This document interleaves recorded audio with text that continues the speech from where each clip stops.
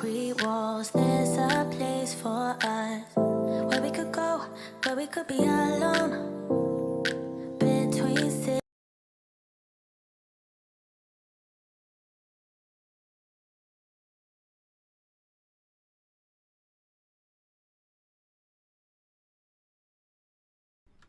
Really?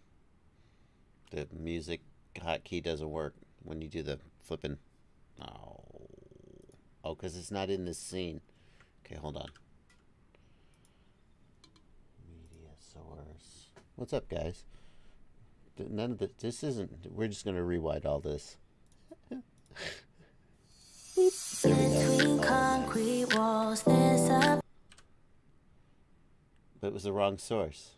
Oh, hold on. Between concrete walls, there's a place for us where we could go, where we could be alone. Between city lights, we don't have to hide. I wanna go, do you wanna follow? There's something in the air, I can't explain it, but it's there.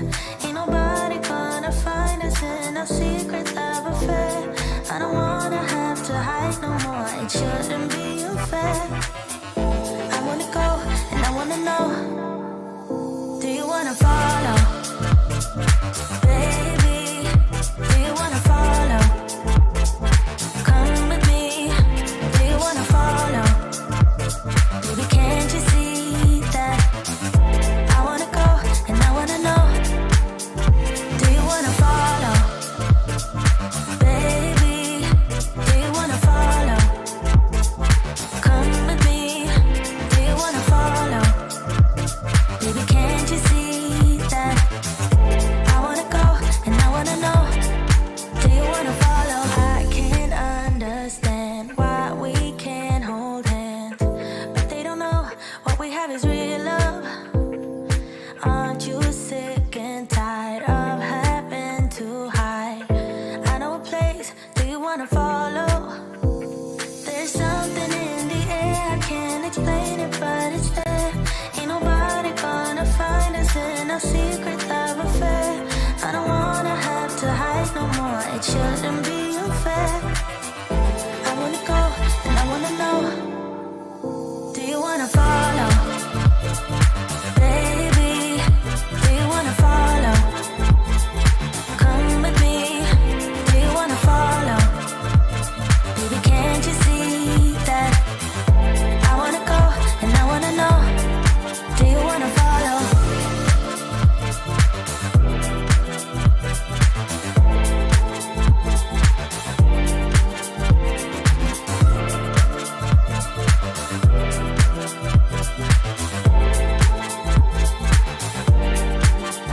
Do you wanna follow? Baby, do you wanna follow?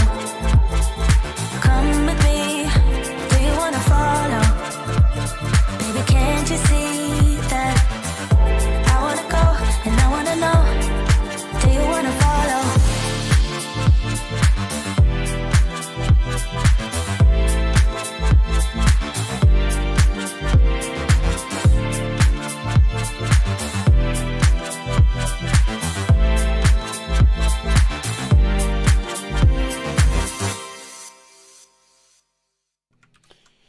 Whoo! What's up, guys? You like this footage? Somebody in Discord said, "Oh, this footage looks really good. This flying," and I was like, "Oh yeah, you want to know what camera it is?" And he said, "No, I mean you're flying," and I was like, "Oh, my bad. I'm not used to people complimenting my flying." Super Sausage 3, you are correct. I'm just going to let this play a little bit more. You guys, by the way, you are definitely seeing the potato quality version because of the live stream bitrate. So there will be a better quality version of this exact video uploaded to my channel soon. This is a little preview for you folks who show up for the live stream. But this is the Insta360 So if you notice that the field of view is, it's like you're going, is that super view? Hang on, let me find a better image. There we go. If you're going like, is that super view? right? What it actually is the Insta360 ONE R. You can have up to a 360 degree field of view, right? So if you say you want a little wider field of view, and Audio Geek says too much fisheye. Well, the great thing about this camera is you can dial it up or down. So for this video, I kind of wanted to go for a really wide angle, right? And just kind of take advantage of the camera in a way that you can't with a regular GoPro. I think the image quality, this is not color graded at all. Zero color grade. Thank you, Jake Casil. Thank you. Jake Casil says my flying sucks. Jake is telling it like it is. That's the thing about reviewing. When you say something positive, yeah. You say something negative, everybody says, oh, yeah, you're telling it like it is. Jake Casil, you make a good product reviewer. This is without any color grade at all. I specifically did not apply any edit. I mean, obviously, I edited, like I cut the front and back, but zero touch up to this at all. Jeremy Sarge, this is the Insta360 ONE-R. It is not a GoPro product. So I think one of the coolest things about this camera, I wanted to show you guys this footage just so you had something interesting to look at during the stream. But I think the coolest thing about this camera, because you go you go 360 cam. Well, that's just like a novelty, right? People just do tricks like this. Hang on. Where's the... People just do tricks like that, right? Ooh, ready? Ready to find out that I'm using a 360 cam? Ha-ha! Yeah, 360 cam, baby! And that gets old really quick. Like, it's cool the first time you see it, and it's cool if you don't overuse it, but then it's like, all right, people get tired of it really quickly. But I thought, let's just treat this like it was a regular action cam.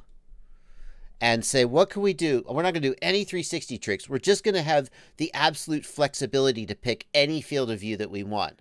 I was like, oh, that's interesting. So I'm really impressed with the image quality, I have to say. Like, even at speed, like the thing with, if you zoom in too far, you get terrible image, right? But, like, the image quality is really good. Like, you could see real details in the grass and, well, you can't because, again, YouTube is just ruining this probably for you. But I'm pretty freaking impressed, I gotta say. I think there's a place for this camera other than just doing 360 cam tricks. Anyway, this will be coming out on my channel soon. Oh, hold on, don't spoil that. Hello, everybody. Welcome to the live stream. It is I don't know how it is where you are. Got some people here in the chat. Got some people here in the chat who are from the UK. I'm going to guess that it's cloudy. I don't know. It's the summer. Maybe not. Let's look up. What's the weather in the UK? Weather in let's say England. I mean, the UK is a whole country. It probably doesn't have one weather system. I don't know. Maybe it does. It is, it's cloudy. Yeah, it's cloudy right now in the UK. So, hello, UK. It is beautiful out window here. I need an outside webcam to cut to, so you guys can see how gorgeous it is here. I'm sorry if it's 507RC says it's a beautiful, warm, sunny day here in Minnesota. Oh, what? Oh, teaser. The chat noticed what I have up on my other screen. It is beautiful. We've had a gorgeous, 3 weeks, a little bit of rain. I've been getting some flying in. I legit had one of my best flight days I can remember in recent memory. Yesterday, I just went out to fly and I was kind of bored and it started off bad and then it turned good. I'm super excited to release it for you. So, Colombia, Germany, sunny in Germany, New Jersey, Sweden, Serbia. So many people here in the chat. A few people are just going along with the live stream start. Whoa, wave your hands in the air. Some people are trying to ask questions. I will be answering questions. I will get to your questions, but I always just like to start the stream, let people trickle in, as the good Dr. Disrespect likes to say. Started off with a little bit of... Okay. So... And I'd like to start with some news of the day, and I haven't been doing the news of the day segment very much because I haven't had any, it's not that there hasn't been news, it's just I've been distracted and haven't been paying attention. So to this week, I have some news, big news, and we're going to start with the least interesting piece of news that I've got. And when you see what it is, you'll be like, oh my God, what else has he got? That this is the least interesting thing. Here's the least interesting piece of news that I've got, and that is that the Immersion RC Tramp Nano is coming out. And I've got just 2 product listings here. Let's put one more up there. Has it as well. It's going to be sold everywhere, but 2 of my favorite vendors. Tramp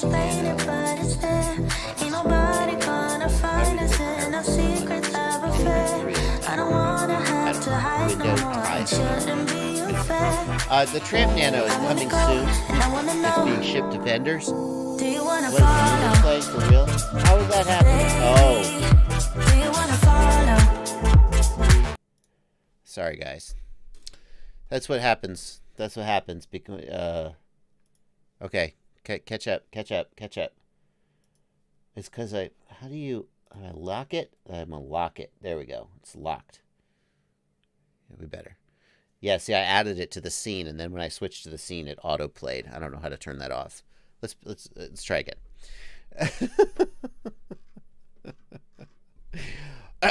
What I was saying is this is the Immersion RC Tramp Nano. This is a new Nano version of the Immersion RC Tramp, which people have been... Immersion RC, they take for flippin' ever to get anything done, but once they do, they deliver a damn good product. Rapid fire, best module you can get. It's a period.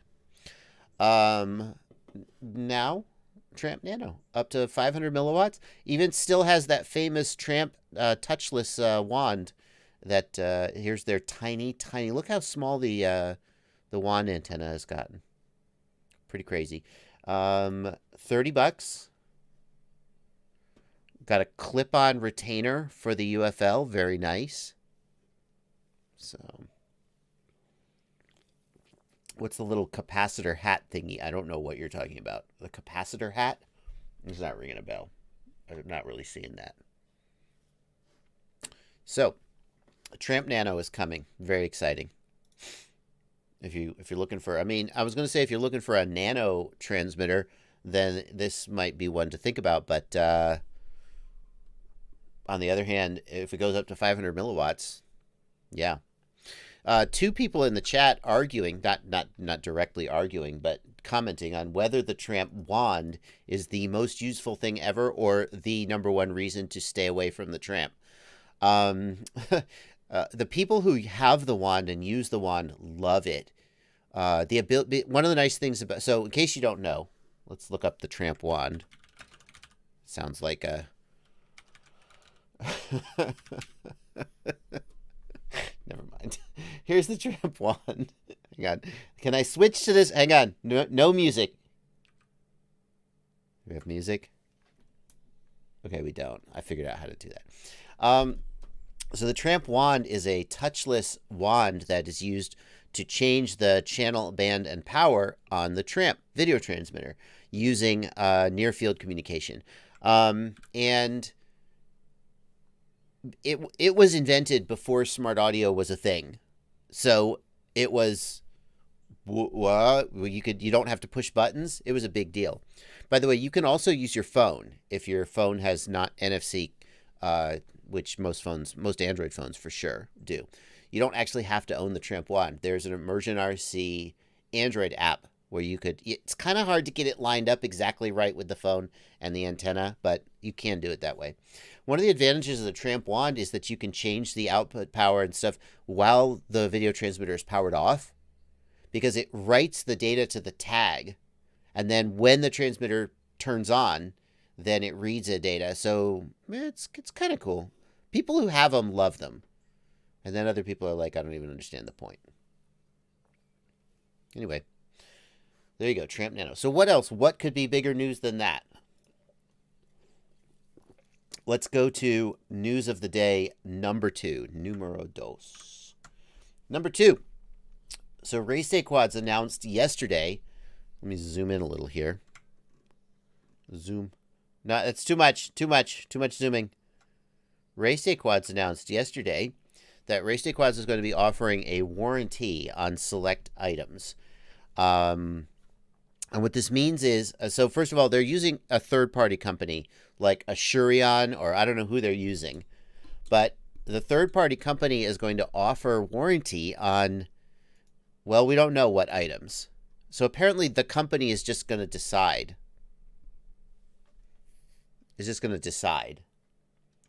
On which products they will and won't cover. But at least in theory, you will have the option to buy insurance on like flight controllers and cameras and stuff directly through RayStay Quads. Okay, that's kind of a big deal. I mean, yeah. So this is something that I don't think any other manufacturer is doing. There are products like frames that have warranties, but the ability to, and other people in the thread are like, this company is now going to go out of business. Well, presumably they're going to work the numbers.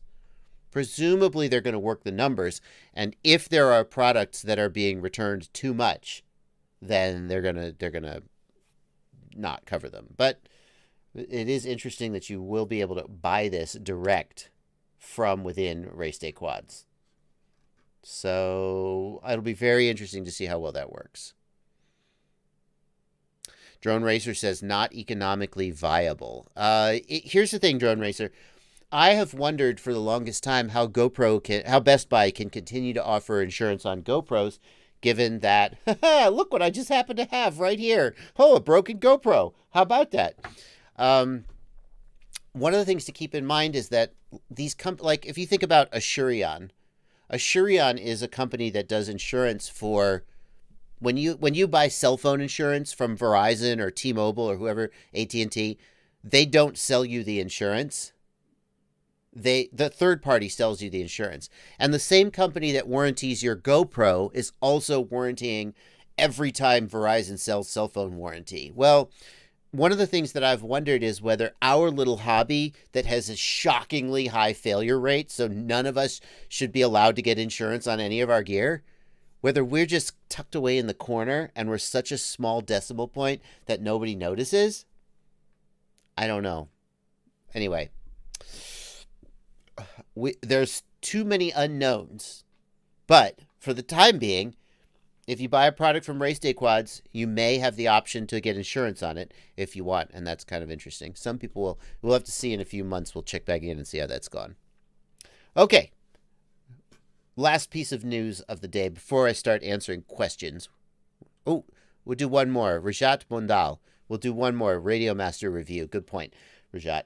Then we'll start answering questions. I already see questions going in that I'm missing, but this was posted to RC groups. What is it? You know what it is. Do you know what it is? It's the new Bifrost. This is how I said, I don't know how they're going to get Bifrost to fit into the module bay. Well, it turns out that they're not. They're going to stick it to the front of the goggles. And one of these is coming to me. They're sending one to me. And I will be testing it out. So it's going to stick to the front of the goggles. And if you look here, by the way, I appreciate if you're the person who shared this post with me in my messages, thank you. I get too many messages and unfortunately I don't remember your name. But thank you, the person who sent me this link. There were a couple people who sent me this link. So thank you. I didn't find this on my own. Oh, here you go. This is how it's going to plug in with the HDMI. This is HDMI out to the HDMI in on the goggle. It's going to be very interesting. It's clunky, isn't it? I mean, I'm reserving opinion. I am excited at the potential here. It's going to depend a lot on the price. I think I heard the output power had not been raised to the level to match DJI, which I'm disappointed, but maybe that will happen in the future. Because that's gonna compromise range. But it is pretty slick. And the fact that it has HDMI out gives it a big, big advantage that DJI just doesn't have. To get HDMI out on the DJI, you have to buy the $700 smart controller. This could be theoretically used.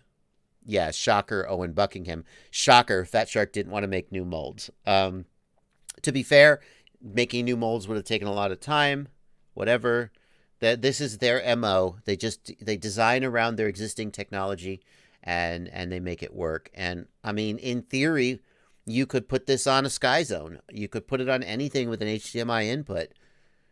You know, so I'm very excited to get this, and I'm excited to try it out and see how it flies and what the performance is like. Why not put it on the back of the strap, asks Pathogen5. Because these are the antennas, dude. You wouldn't want it on the back of the strap. You'd have to, I don't know, you guess you could turn and face back around. Zach Kegley, yes.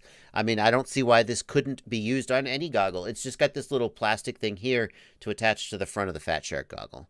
Jeremy Sarge, yes, I believe these are patch antennas. It's got 4 antennas, patch and Omni. So that is coming to me. I'll be reviewing it soon. I got one more thing that somebody asked about, and it is the RadioMaster TX16X. I got some information. So first of all, my RadioMaster is supposed to be in the mail to me. RadioMaster, the guy at RadioMaster who does their marketing, emailed me and said it's going to be shipping out any day now. So some people have been saying, is RadioMaster ever going to happen? Apparently the marketing samples are going out. I'm very excited about that. But more importantly, I got some information about it that excited the hell out of me. And I said, can I make a video about this? I mean, I don't have the radio in hand yet, but I'd love to just tell people this information. And they said, we would prefer that you wait until you actually have the radio so you could make a review of substance. And I said, but people want to know this stuff. And they said, well, we prefer. But this is a live stream, so I can just tell you guys this stuff, right? So, RadioMaster TX16X will have a touchscreen.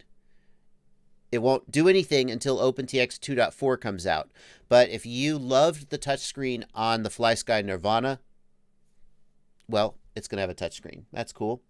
It will have a integrated battery management system that balances batteries, which if you have internal USB charging on the T16, it doesn't balance them. It just charges them and just hopes that they'll stay balanced. And it'll have a metal roller. I think we knew that. And here's the biggest one. And I haven't heard this announced anywhere else, although maybe you have. This is the first I heard of it. They will not be using ribbon cables. They'll be using standard plugs. And if you know the absolutely enormous amount of BS that the Jumper T16 has been going through, with people having stuck buttons and broken buttons and so forth because of the ribbon cables have been fiddly. There's nothing wrong with ribbon cables if you do it right, but they didn't. And I think a lot of people are going to be really happy to learn that they're not using ribbon cables. Price?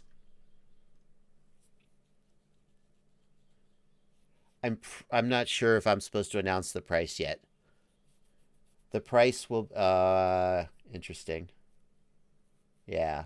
So then the other question is, what about the T18, the Jumper T18? Is there any public information about the Jumper T18? I don't know. Does it also have touchscreen? Is that the one? Yeah. The Jumper T18 is, I guess that's going to be the one where they try to compete with the TX16. That's great. A little competition is a good thing. This is the W-Fly T18. That must be it, though, right? It's the Jumper T18. Is that it? No, that's not it. Is it? I don't know. Anyway, the T18 is released tomorrow. Interesting. All right. Well, people are saying the price is already released. I don't know, but I'll release the price. Oh, there it was. You just saw it in my email. Whoops. Terrible. The $99 US for the standard gimbal, no touchscreen, no Hall gimbal version. $129 US for the Hall gimbal with touchscreen. And then they're having, for $190, there's going to be the Master Fire combo, which is the combo of the Hall gimbal and the TBS micro transmitter. So $60 for the TBS micro. Yeah. Yeah, $129 is really cheap, Preston Madcat, compared to the T16. And I asked Jumper, are you going to reduce the price of the T16 to match? And they said no. They were just like, nah. I was like, okay. They said, we're going to compete on quality. And when you see a product come out and it's at a lower price point, you have to wonder about the quality. But they seem to be really swinging for the fences with this one. We'll have to see how they do. Why so much cheaper? Asks Bruh, your mom 23. Nice username, by the way, Bruh. My guess is that there's a lot of margin in these products, and they're just deciding to make a splash by giving up some of that margin.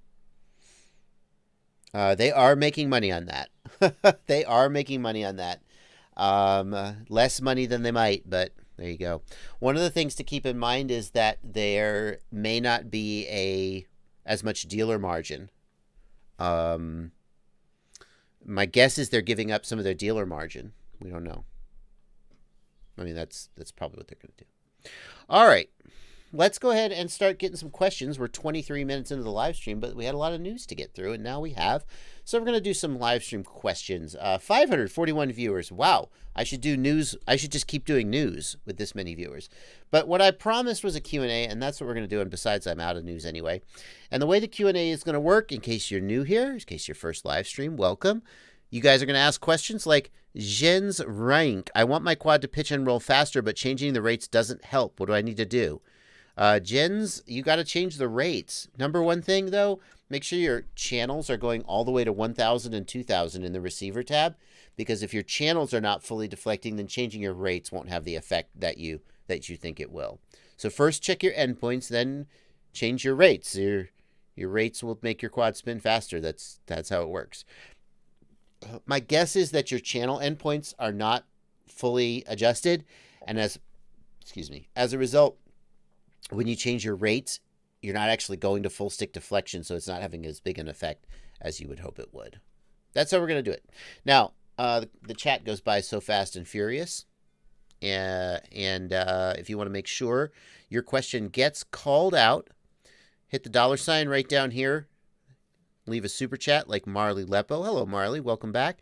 50 Norwegian kroner. Let's all have a moment of silence for my lost quad, which I lost this weekend in the mountains of Norway. I can't think of a better place. Norwegian kroner. Did I say Swedish kroner? Marley Lepo. If I accidentally said Swedish earlier, I sincerely apologize.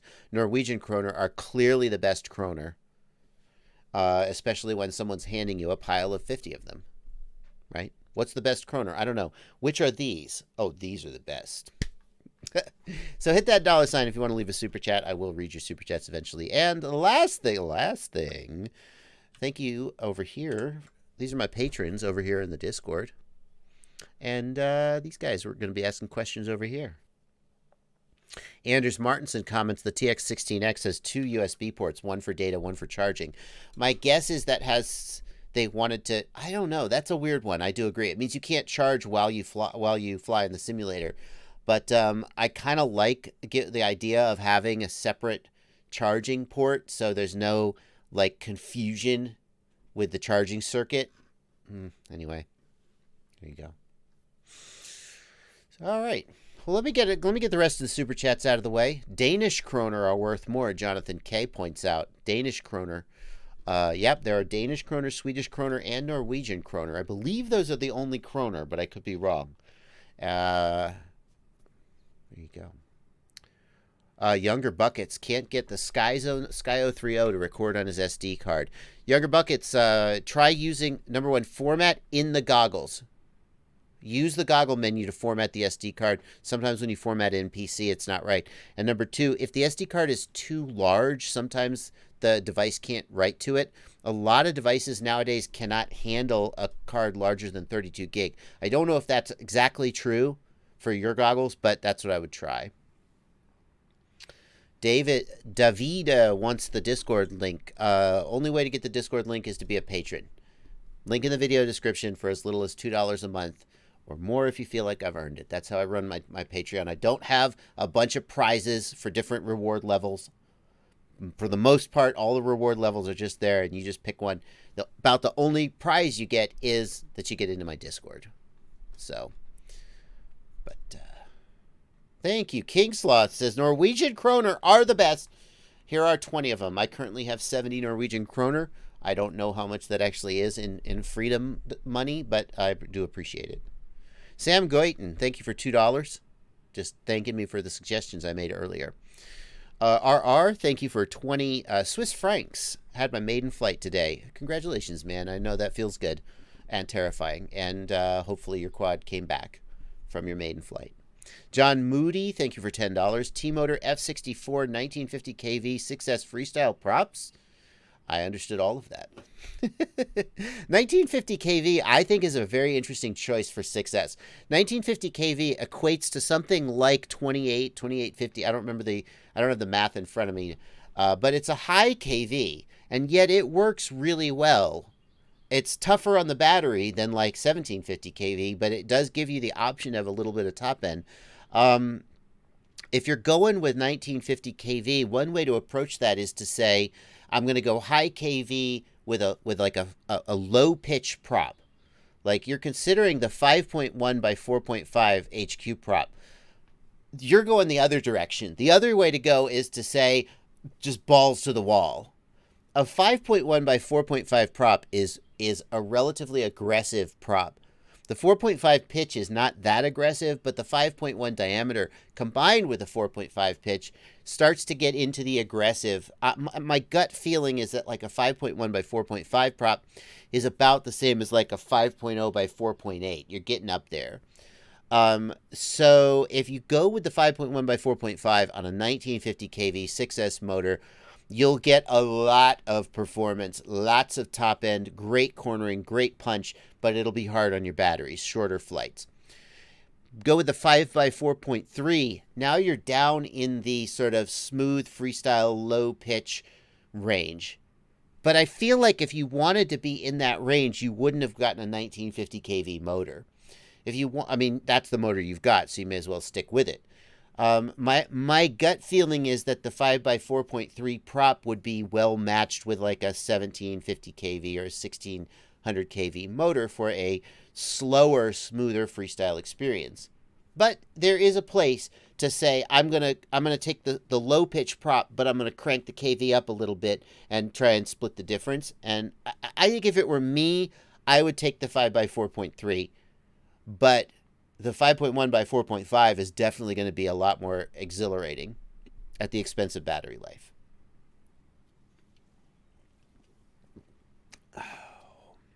Rashuba Doobie, thank you for 100 rupees. Can you share the settings you use for the RunCam Micro Eagle? I must have published that, right? I don't have those handy. Max gain 1, sharpness 4, brightness 36. Those are the ones that I remember. I hope that helps. Ben and Rushav, if you email me, joshuabardwell@gmail.com, I definitely can pull that out of my archive somewhere and give it to you. But I don't want to take the live stream time trying to find it. Ben Cavern, thank you for $1. Kingsloth, thank you for 20 Norwegian kroner. Best kroner. Airbender FPV, thanks for $10. Airbender is having problems with the apex pitching forward. Yeah, I've been trying to help him solve this problem, and I had to reach out to Mark Spatz to see if he had any insight, because I don't. Jack Jorgensen, thanks for 30 Danish kroner. Jack points out that that 30 Danish kroner are the same value as 50 Norwegian kroner. So, Dan Fertian, thanks for $2. Or £2, which are clearly the best. King Sloth, thanks for 20. We got a kroner war going on. Norway Gang, 20 kroner. Austin Waxy, thanks for $2. Have you looked in the new EMU flight update? I have not. There you go. Root asks in the Discord, what would cause a large yaw bounce back after yaw movements on all my DJI quads? I'm also using the DJI controller. Root, if you suspect that it's related to the controller, test it in the simulator. If it happens in the sim, then you know the controller is the issue and not because, like, the motors can't, there's no motors in the controller. So. Mind Probe says, have you ever tried the U-Series motors from T-Motor? They give over 1 kilogram of thrust at just 70 watts. Super duper efficient. What's the trade-off then? I mean, there's always a trade-off, right? I have not tried them. Let's look up these U-Series motors.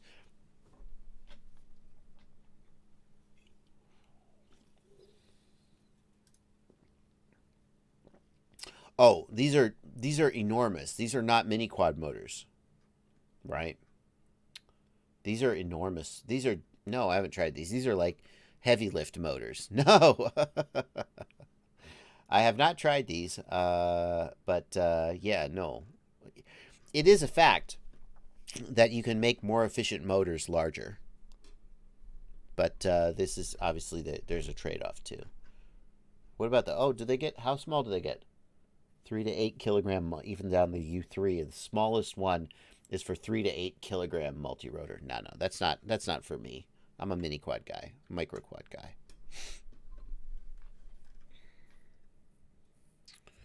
Where's a good place to buy Crossfire right now? Christian Ruiz.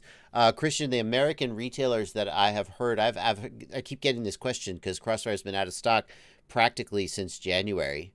And they say that they expect to get some soon, that the floodgate is lifting. So I don't know. I think that what's going to happen is that in the next couple of weeks, everyone's going to get it, and you just be able to buy it wherever you prefer. Pyrodrone has receivers. Is that true? Let's check. Somebody in the chat is saying Pyrodrone has Crossfire receivers right now. Jeremy Sarge says, you mean had them? They sold out. Crossfire Nano Arcs, Crossfire Diversity Nano. Crossfire Diversity Nano is in stock, but that's probably not the one you actually wanted. Crossfire Nano RX. Is it in stock? Woo! One left in stock. Order soon. Hold on a second, guys. I gotta do something real quick. One left in stock. No, I wouldn't do that to you guys. One left in stock. There's one. Who's gonna get it? Let's reload this page until we see it out of stock. Hang on. Here we go. Where is it? Ready? Who's gonna buy it? Who's gonna get it? One left in stock. One left in stock. We're going to check back on this page. When are you guys going to buy it? Yeah, Boyd says Defiance RC had some yesterday. How do you format the SD card in the goggles, Younger Buckets?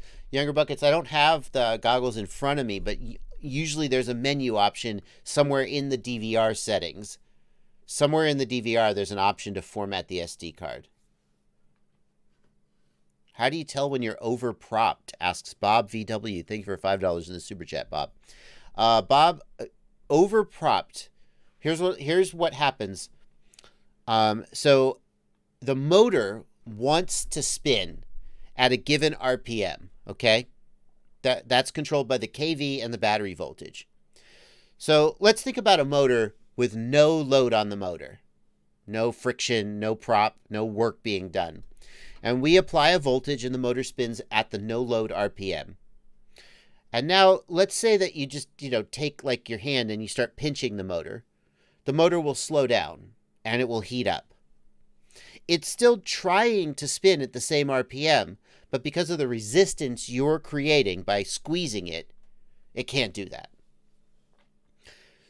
Anytime you add load to a motor, like by putting a prop onto it, it will struggle to reach its no load RPM because work is being done.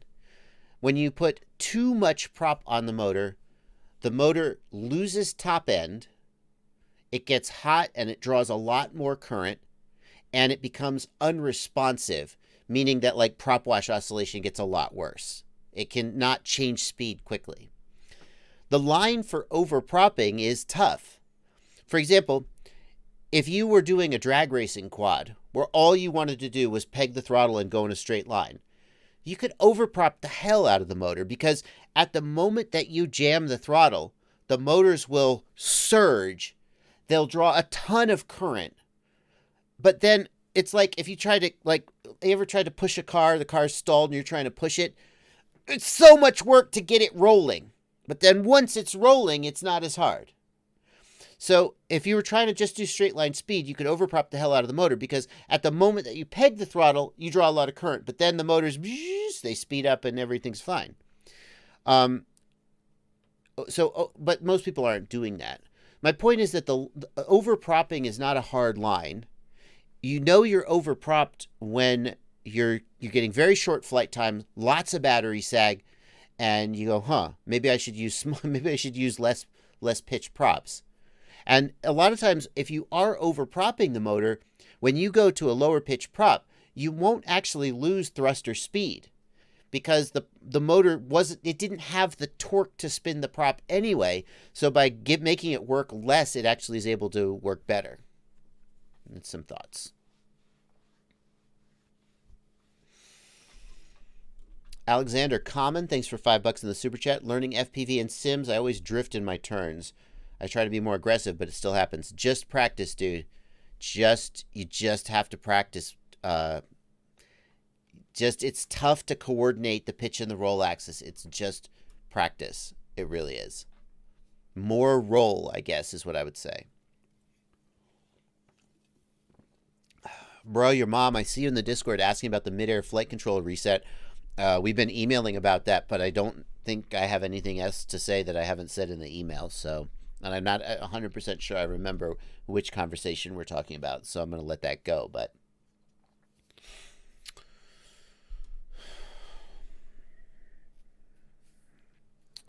is the Rotor Riot HD1 build a good beginner quad? Asks Apo Gamer in the regular chat. Yeah, I mean it's not bad. Yeah. If you're looking to build a DJI beginner quad, not bad. There's a great tutorial video. I built one, and Rotor Riot built one with slightly different gear. I don't think it's bad. I've actually been really impressed with the durability of the HD1 frame. Rotor Riot gave me an HD1 to build for use on the show. But I have been flying it around my house recently because all my other quads are broken. And I've crashed the hell out of it and been really surprised that it hasn't broken a couple times. So there you go. I mean, it's not like a pretty frame. It's not like, ooh, look at that. It's got big honking thick arms, but I guess that's a good thing. It's working out. Lynx FPV is trying to get GPS speed to show in his OSD, and it's showing as, what's it showing as, Lynx? A 45R1 on KM. Weird. If that were me, Lynx, I would try uploading I would try re-uploading the font. I think maybe your font file is screwed up. If you're trying to change it from KM to miles per hour, there's a setting in the OSD tab, which is metric or imperial. Unfortunately, the metric imperial changes all the measurements. So like if you want height in meters, but speed in miles per hour, you can't have that. But Lynx FPV, there is a setting in the Betaflight OSD tab that changes it from imperial to metric and vice versa. Alexander Schmidt, any tips for tuning PIDs the first time? Yeah, number one tip is start with the defaults. Fly the quad. If you're happy with how the quad flies, stop. Just fly it and have a good time. Focus on your flying. The defaults have gotten very good right now. And in general, I think unless you are trying to solve a specific problem, then you probably will get more benefit from just working on your flying than by trying to fix the PIDs. And here's the proof of that. So many great pilots they don't bother tuning. Most great pilots don't. I mean, racers, different story. When you're at the point where you're trying to squeeze tenths of a second out of a lap, you want to work on your PID tuning. But for a casual flyer or a freestyle flyer, very many people don't bother tuning. They just focus on stick time. And I don't think you could tell. So number one, start with the defaults. Number two, the number one thing I do on all my quads is on Betaflight 4.1, I take the filter sliders and I work the filter sliders all the way to the right to have the least amount of filtering I can. And you can't do this on every quad. Some quads will have flyaways and smoke motors, so you have to be safe about it. But if you can reduce filtering, your prop wash handling will get significantly better. Also, use RPM filtering. See, that's not PID tuning, is it, though? That's filtering. Anyway. Jonah C. wants to know if there's a way to change the altitude to use barometer instead of GPS. Yes, Jonah. Jonah, I think Betaflight at least prefers the barometer if there is one. But there is a command line option, a CLI option, which controls just do like get baro. And there's a command line option that lets you choose which to use. I can't find my sample flight controller to plug in and show you the option. Oh, well. Links FPV, if you're going to upload a new font, don't forget you need to have a battery plugged in. Or the font upload won't work.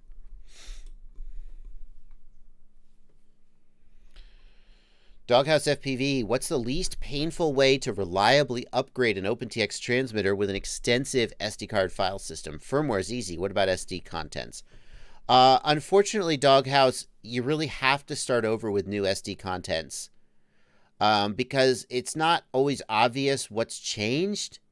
Like, if you were to download the stock SD contents for both versions and do a file tree compare, maybe you could figure out what had changed. But what I always do is the only custom stuff I've done is sounds. So I just take the sounds folder from my old SD card and I copy it to my new SD card, and everything else I leave alone. If you have images, obviously you could probably copy the images. Scripts, I would just copy the stuff I'd added individually. Yeah.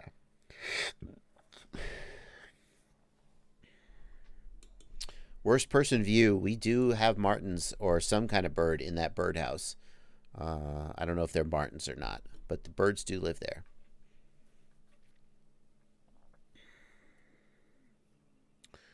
Emil Sioran wants to know how come I'm not using the MPU 6000 for my new flight controller. The main reason, Emil, is there are two reasons. Number one, the MPU 6000 is end of life. Some vendor, now it's been end of life for several years, and someday they're going to actually not be available anymore. And so some vendors are still making flight controllers with MPU 6000, and they're gambling that they'll continue to be able to get the MPU 6000, or they'll have to switch to a different one. But there are the ICM chips. The ICM chips are as good as the MPU 6000 when used in 8K. Betaflight doesn't support 32K anymore. Okay, back up. There are several different ICM chips, and when used in 32K sampling mode, then they are definitively worse than the MPU 6000 gyro. When used in 8K sampling mode, they are pretty close, and at least one of them, and I'm sorry I'm blanking, I've had conversations with people about this, and I can't remember the number for the one that's just as good. But at least one of the ICM gyros is just as good as the MPU 6000 when used in 8K mode, and the other ones are not much worse. So instead of using an end-of-life product and risking that it'll go out of stock, we're just using the ICM gyro, and it's fine. The noise performance is fine. The reason ICM gyros got a bad name is because the ICM gyro can do 32K sampling, the MPU 6000 can't, and Betaflight never had a great 32K implementation to the point where they just took it out. So at this point, who cares? It's not doing the kind of things it's bad at anyway. Copter Flight says, what about prop wash? Wouldn't PID tuning help with that? Yeah, so the number one thing that I tune for when I PID tune is prop wash. Because a slight change in stick feel due to the P and the D balance, bounce back at the end of flips and rolls, the defaults are usually good enough that with a little bit of control on the sticks, you can avoid it. But prop wash oscillation, everybody notices. And so I push the filters all the way to the right to minimize the amount of delay, and then maybe raise the D gain a little bit. And that usually cleans the prop wash up to the point where I'm happy with it.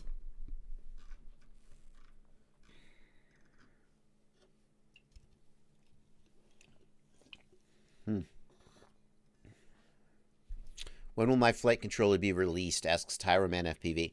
Tyroman, we are currently, what's happening, and I'm being really open about this. A lot of people would be cagey about it and be like, well, when it's ready. But, you know, what do you guys come to the live stream for? I don't care. Maybe this is a bad idea, but who cares? Right now, we have given the green light to the production samples. We're doing a run of about 100. So far, all of the ones we've been working with have been handmade. So now we're doing an actual production run of about 100. This production run will be used to... People always say, well, why don't manufacturers test these things before they release them? And the simple answer is money and time. But we're going to try and balance. We've tested handmade samples. We're going to do a run of 100. We're going to find some way to get those out into the field, get them out into people's hands, and we'll do a very limited release. And once we start feeling confident that it's ready to go and there are no problems, then we'll do larger purchases and a wider release. The run of 100 should be done in a few weeks, and then it'll have to be shipped over to the USA, which again, that'll take a little while. So we're currently looking at, I'd say less than a month. Mid-May at the earliest, end of May at the probably the latest. But what I should say is soon, and say nothing else, because then if anything happens, then you'll be like, well, what happened? So don't take it with a grain of salt, but that's about where we're at. And I think if that's all good, yeah, May, June, yeah. Anyway, that's where it's at. What we really don't want to do is release a product with a problem and then give it a bad name before it's even really hit the market.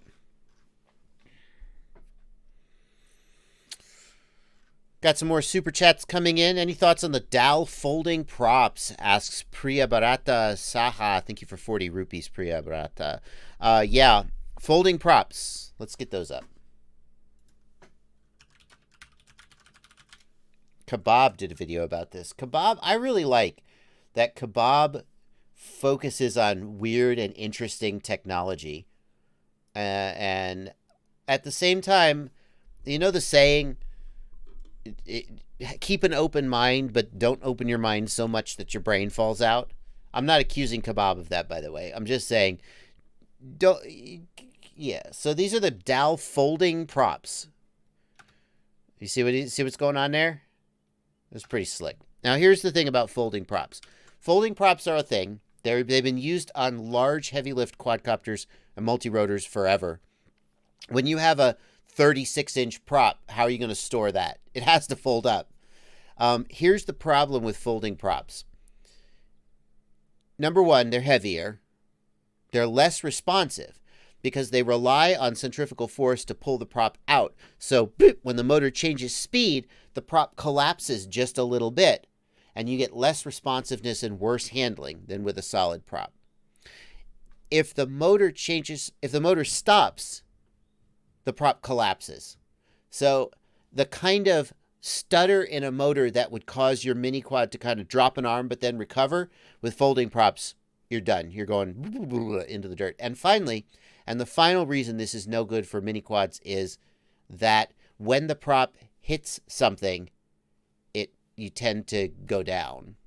That's actually tough because in theory, the prop could hit something, collapse, move out of the way, and then re-expand. So I think I've known people who've flown like 6-inch collapsible props before, and in general, they tend not to do it after a little while. It's just, yeah. But are they released yet? I'm not sure about that, bro, your mom. Kebab released this prop is not yet available. I'm kind of skeptical. The number one reason I would stay away from them is the handling problems, the responsiveness and handling. And durability. I mean, in theory, they could be more durable because of their ability to collapse. But I think practically speaking, it's not going to pan out. I'm not sold. I'm not sold. Could you theoretically be able to change one blade at a time? If you break a prop, but the hub was still good? It starts. Thanks for $5 in the super chat. After a crash and a failed turtle mode attempt, motors 1 and 4 twitch when armed, spin freely by hand. Bad 4 and 1 ESC or the motors? Probably the ESC. Turtle mode kills ESCs more than it kills motors. No way to be sure except to swap the motors, but probably the ESC. Sunny FPV, thanks for $5 in the super chat.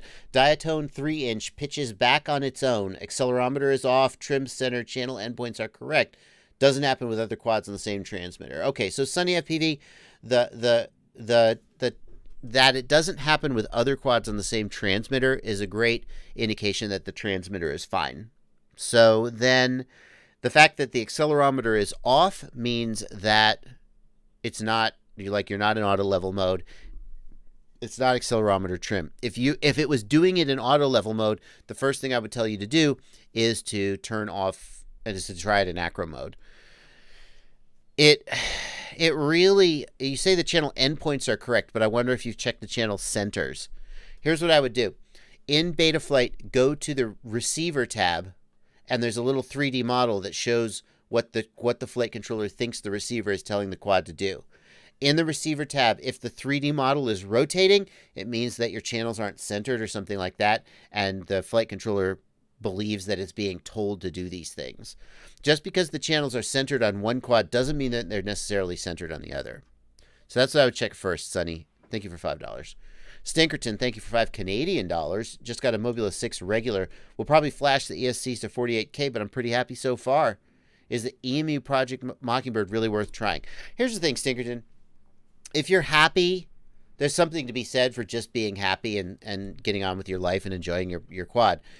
If you feel confident flashing firmware that you're not going to lose your whole config, like for me, when somebody said, try Project Mockingbird, I was like, okay, whatever. It's going to take me 10 minutes to swap it over. If I don't like it, I'll swap it back. If you're kind of like a beginner and flashing firmware is kind of scary and you're like, oh, I don't know if it's going to work when I get done, then maybe don't bother. Maybe, but yeah, give it a try. It does fly. It does fly a lot better. It flies a lot better. Kendrick Karaniskas.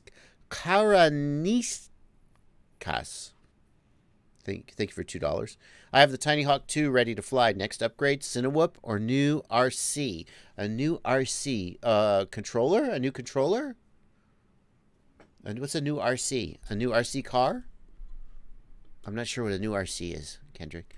Cinewhoop would be a good upgrade. A Cinewhoop is a really nice balance between the safety of a micro, but still a little more performance compared to not quite the level of a 5-inch though. Dexter Johnson, thanks for $2. Is RotorRev a good retailer to buy from? I don't know RotorRev, Dexter, so I can't say. Bad Habit, this is literally the first time I've heard of him. Sorry, RotorRev. Bad Habit RC, can you explain Fat Shark low power? What is better? Yes, no. Bad Habit RC, thanks for $2. I think you're asking about, like, if you have a rapid fire and it goes into low power mode. I'm not sure what Fat Shark low power is. What is better? Bad Habit, I'm so sorry. I'm not really sure what you're asking. Daniel Mesa is a Transtech Demon with a Tyrannus, an OK starter. Thanks for $2, Daniel Mesa. Transtech Demon. Let's take a quick look at that.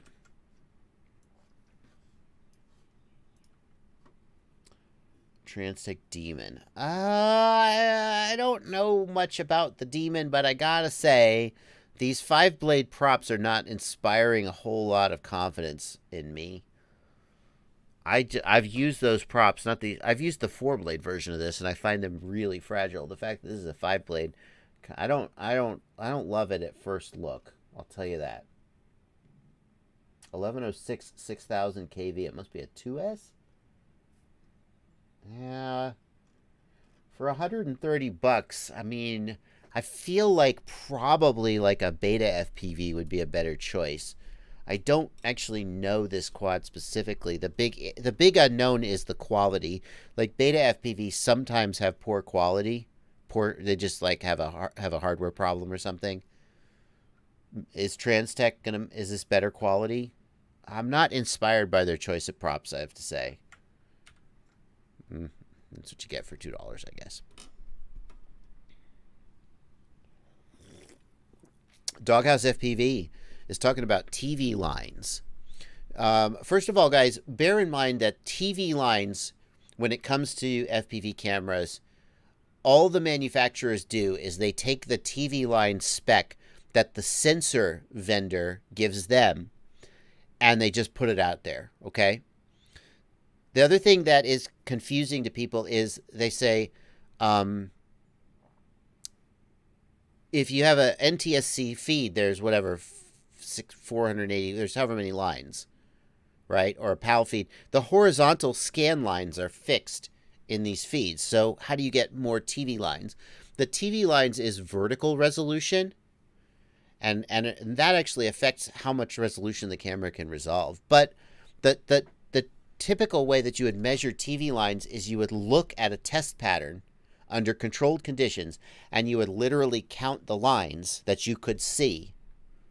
But that's not what anybody's doing. Manufacturers are just making this number up based on what their sensor maybe nominally could do. And the truth is, and Doghouse, you're kind of right, that the difference between a 1,000 TV line and an 800 TV line or a 1,200 TV line, you're probably not going to get that much more effective resolution out of these higher TV line cameras. Those numbers are theoretical numbers under ideal conditions, and we're just not operating under those conditions.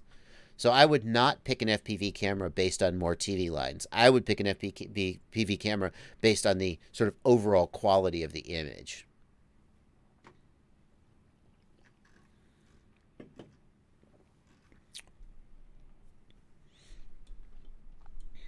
Let's see here. What's the best FPV sim? Asks Apo Gamer. That's a tough one. They all have pros and cons. I think there's no question that if you're interested in multi-GP style racing, you got to get Velocidrone. That's the one that all the top multi-GP racers race. That's just a fact. There's no disputing that. Now, for the other ones, I haven't flown DCL. I just haven't gotten around to downloading and installing it. But Drew Camden told me that the physics in DCL really impressed him. He was like, yeah, prop wash handling, they really got it. I was like, really? So that's, I don't know. I've also heard from some people. Am I allowed? Is that? I probably should. I haven't heard any public announcements about this. There's another simulator whose name I won't say, but you could probably assume it's not DCL, that is coming out with a physics update soon. And also the physics, I apologize, guys. I started to say that, but then I realized I might not be allowed to say it. So then I kind of had to back away. Liftoff has my house in it as a level. DRL is really fun for that style of wide open racing, but most people aren't flying that kind of track like the DRL tracks are. So, yeah. Oh, really? Nikaiko says the Liftoff Physics 4.0 update is public. I wasn't sure about that. I wasn't sure. It's hard for me to keep up, so I try and play it safe. Yeah, it's Liftoff. Liftoff has a new physics update coming out. It's in public beta, and I have heard from people who've flown it that it's very, very good. The thing about Liftoff that people complain about is that the levels, there'll be a typical Liftoff level is relatively small and has like one really cool feature. But there aren't as many big open Liftoff levels as you can just roam around. There's the Hanover track, which is about the only one that's big and open. So DCL, Velocidrone, DRL. Yeah, DRL has a couple of big tracks. The physics on DRL are decent. Which one's best? The only thing I could definitively say is that if you want to do multi-GP style racing, all the pro racers practice on Velocidrone. That's just a fact. And if you want to race it, if you want to fly around at my house, that's liftoff. If you want to actually get to win like a seat on DRL, that's DRL. RC Flyer says Chernobyl's quite big in liftoff. That's funny, RC Flyer, because that's the exact map that people were complaining about when I did a release video announcing the Chernobyl, the Duga Dive map.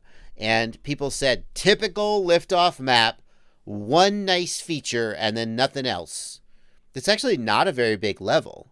In my opinion, I agree. I'm not sure I would agree with that characterization, but I agree that the Chernobyl map is not particularly big. It's got like the Duga antenna is so cool, but it's not a giant map at all. Cerberus Crane says, is it possible to set up the DJI system to change output power when arming? Yes, Cerberus Crane, it is. If you turn on the low power, protect the power, what do they freaking call it? There is an option for that. It disarms. Here's the problem, Cerberus. It lowers the power down to 25 milliwatts when you disarm. So if you've crashed and you're out in the field and or if you just land, if you land far away and disarm, then you drop to 25 milliwatts and you lose your link.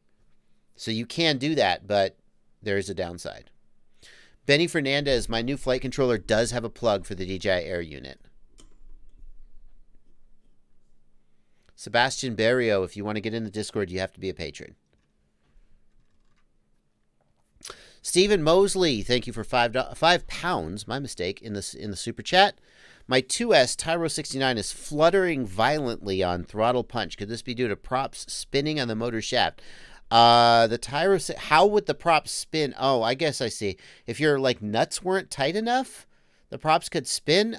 Typically, if a prop is spinning on the shaft, Stephen, you will hear a screeching sound. A squeaking, screeching sound means the prop is spinning. I doubt your prop is spinning. Fluttering violently usually means P gain is too high. That's what I would say. Lower P gain. Bad Habit RC, Bad Habit RC was talking about low power. Bad Habit RC, thanks for $2 more. With Rapid Fire, you want low power? No. Low power means that the goggle is not providing enough power for the Rapid Fire to activate both diversity modules. If you have low power, yes, that's bad because you want low power. No. So you're good, Bad Habit. Jason Kismerton, thanks for $5. On an R9M transmitter module plugged into a Taranis X9D, can it use access protocol? No. You have to have an access capable chipset in the radio. So there is an R9. Can R9 be changed with flashing? It might be different for R9. Hold on. Hang on. Let's do some searching. Can you just flash R9 to access without? I don't think so. I would be shocked if they did that. FreeSky R9 access. Yeah, I don't think. So here's what let's do. Let's go to FreeSky R9 MM. R9M can have access on non-access radio, says Martin Redq. But can you flash a standard R9 module to access? Or is there a special access module? Like, I know the OTA module only does access, right? At least it only does OTA. You can go access on the module, says Hey Eternal Maver. FreeSky R9 module. So here's how we'll answer this question for sure. We're going to go to the page for the R9 module, and we're going to go to download. And we're going to see if a firmware is there. Brandon RC says only the newer 2019 module can do R9, can do access. That feels right to me. All right, so here's the R9 module. Here's the firmware. See, when we download the firmware, it just says R9M ACCST. Other people are definitely saying that they flashed it and it worked. But I'm not sure whether... Yeah, this is only ACCST. So where's the firmware for the access? Where is it? Yeah. Wilder FPV says you cannot flash access to the older R9 module. You have to have the 2019 module.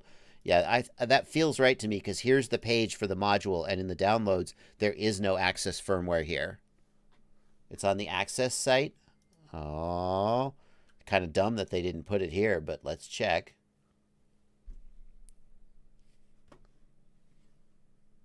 So people are saying the firmware is on the 2019 version, but you can flash it to the older one. That I would be 2.4 gig, 900 megahertz.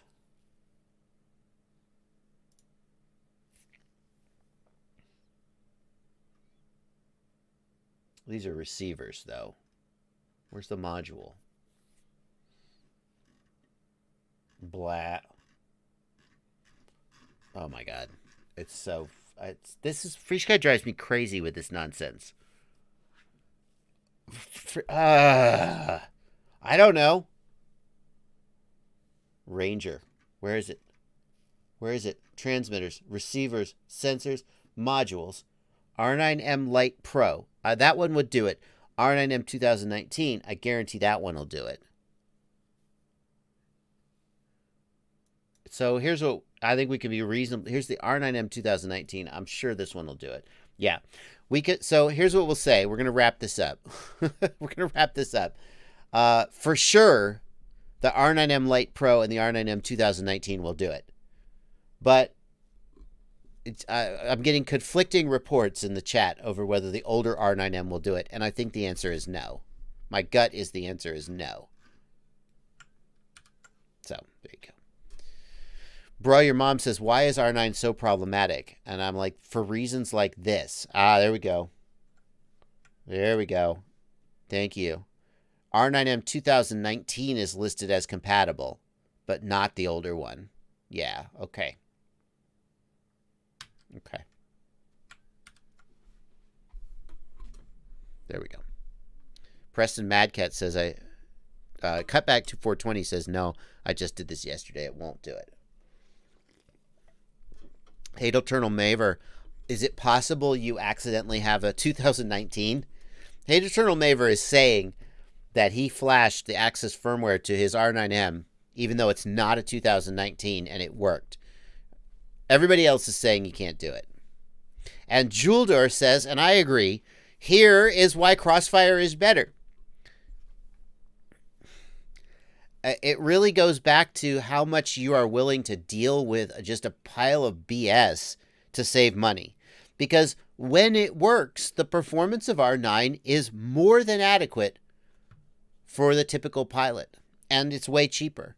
But then you end up with which do I have the OTA module or the access or the OTA or the flex? Let's think about how many options there are in R9. Ready? FCC versus EU or flex. Okay. OTA versus non-OTA. 2019 module, non-2019 module. Light, Pro, Access, ACCST, D16. And I know that it's not that complicated because, for example, the OTA firmware only runs on the newer modules. But for someone coming into this, and then 2.x firmware versus, no, that's 2.4 gigahertz. ACCST 2.x versus pre-2.x. And then you just got a guy who just bought the hardware and is like, why won't it bind? I just want to fly my quad.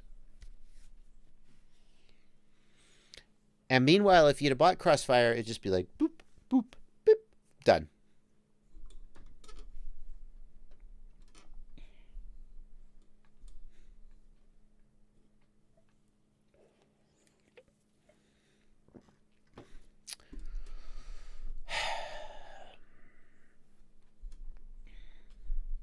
Let's see.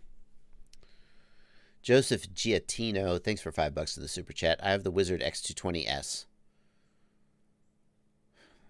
And when I plug it in, it just screams. It doesn't connect to Betaflight. It doesn't finish the boot up sequence.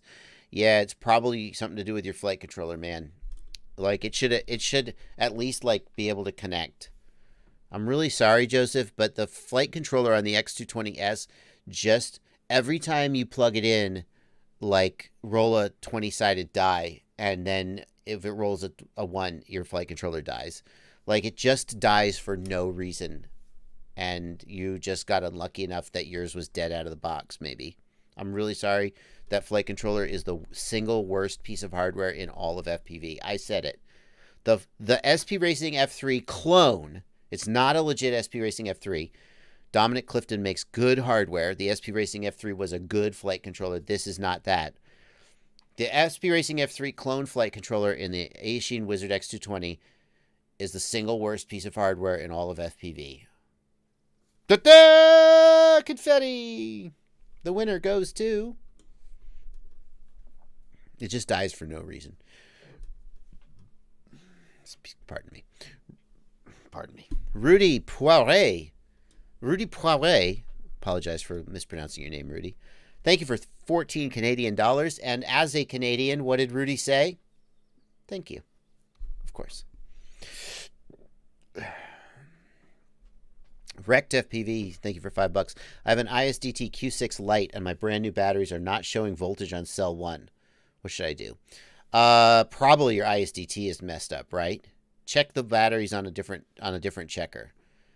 Probably your ISDT is messed up and hopefully the vendor you bought it from will exchange it for you.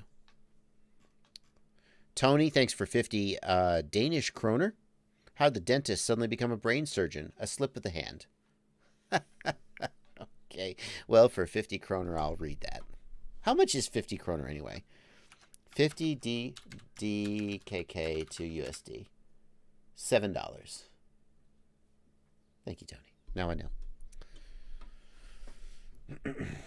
Preston Madcat points out, my only gripe with the Crossfire module is that it broadcasts an open Wi-Fi network, which you can't turn off. That's true. It's true, but at the same time, like, really, I know it. Who's gonna hack your freaking Crossfire module? If there's actually an exploit, I'll feel bad. But for now, it's like, I get it. It's annoying, but it probably doesn't matter. There you go.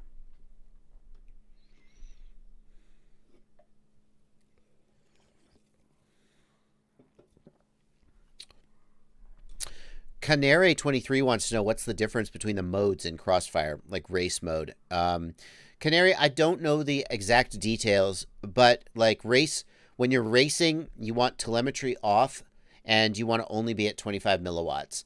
And you want to lock at 150 hertz for the reduced range, but maximum latency or minimum latency. So I know that in the past at races, they have had racers manually configure themselves to these settings, but then some people ignore the settings. I read a thing in the manual where when you're in race mode, the LED on the back of your module changes color so that the race director can verify that you're set correctly. And the reason for this is that Crossfire has actually, you know how you can get like 100 different 2.4 gig pilots in the air at the same time and they just don't interfere? Line of sight, obviously. You can only get like 8 FPV channels, but if you're line of sight pilots, you could get 100 planes in the air at the same time. Well, you can't do that with Crossfire. Crossfire is operating in the 900 megahertz spectrum is much narrower, and you can only get so many pilots in the air before you start to fail-safe each other. So with races, when Crossfire first came out, they started having problems at races where the racers would be fail-safing each other because they'd be at 2 watts, and they would just slam each other. So for races, Crossfire, you set it to 25 milliwatts, you turn the telemetry off, and you want 150 hertz if you can get it. And I'm guessing that's what race mode does automatically. That's what I'm guessing, but I don't know for sure.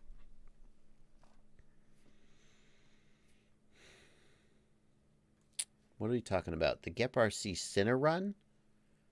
Let's see. R9 receiver on an SP Racing F3 clone. Yeah, you can. Does the Crossfire receiver work with the FlySky Terrain? No, AMAX Crossfire only works with Crossfire. How do you make the newer Tyrannus QX7 into D8 mode? Doom239, if you're talking about the new QX7 access radio, it cannot go into D8 mode natively. The chipset doesn't support it. So what you can do is you can buy the XJT module, and the XJT module plugs into the back of the radio and will support D8 mode. The radio can't do it, though. The access radios cannot do it. Steven says the best thing to do on a Wizard is swap out the ESCs and the flight controller for, and I'm like, Steven, yeah, the best thing to do on a Wizard is to swap everything out for a whole different quad. I don't, and who was the guy's name? What was the guy's name? Joseph. I'm not trying to make Joseph feel bad for buying the Wizard. Here's the thing. So many people bought the Wizard. It was their first quad. They had a great time with it. Eventually it died and they moved on. And nobody who bought the Wizard should feel bad. But the Wizard is objectively not a great quad. It's just, like, do you remember your first car? People who've owned a car? Your first car was probably a crappy car because you were a teenager and your parents didn't want to spend any money on it, or you saved up your own money and you bought the cheapest crappy, but by God, you felt like the king of the world when you were driving it because it was your first car. And now you look back and you go, that was a crappy car, but I loved it. And that's what the Wizard X220 is. It is the cheapest way to get a 5-inch quad into the air. It comes with a controller. It comes with a freaking battery charger. It's like $200 or something. People buy it. And those of us who've been in the hobby longer look at it and go, that is a crappy quad. But don't feel bad if you bought it. But yeah, the single best thing you can do, you're going to upgrade the flight controller because it's going to die on you. Then the ESCs are going to light on fire and you're going to upgrade them. The camera's not too bad. The video transmitter usually hangs in there. Like, the Aris X220, somebody asking about the Aris X220. The Aris X220 is decent. I think it's better than the Wizard. That's the one I recommend on my website for a first ready-to-fly, pre-configured with a controller ready to go. You can get the Aris X220 with a QX7. I think that's a pretty good place to start on a 5-inch. Tweak FPV says, I can't believe they still sell the Wizard X220. I can't either. I've had that thought. Here's the thing. Betaflight has dropped support for F3s. Are they going to keep selling the Wizard with Betaflight? What is on it? Is it like 3.0? Are they going to keep selling the Wizard with Betaflight 3.0 or whatever on it after Betaflight drops support for the F3 processor? You won't be able to upgrade it anymore. Eventually, you won't even be able to connect to it. And they're just going to keep flipping selling it. I can't believe they still sell the Wizard X220 these days. It has been, and people keep buying it. So what are you going to do? Anyway.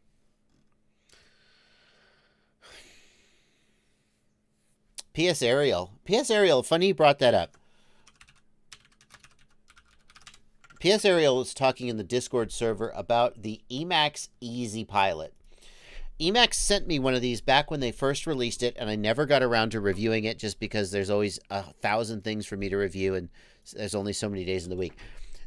But recently, my son, I have a son, he's 8 years old, and he has never gotten into quads, and that's cool. I mean, I kind of wish we could, sorry about that.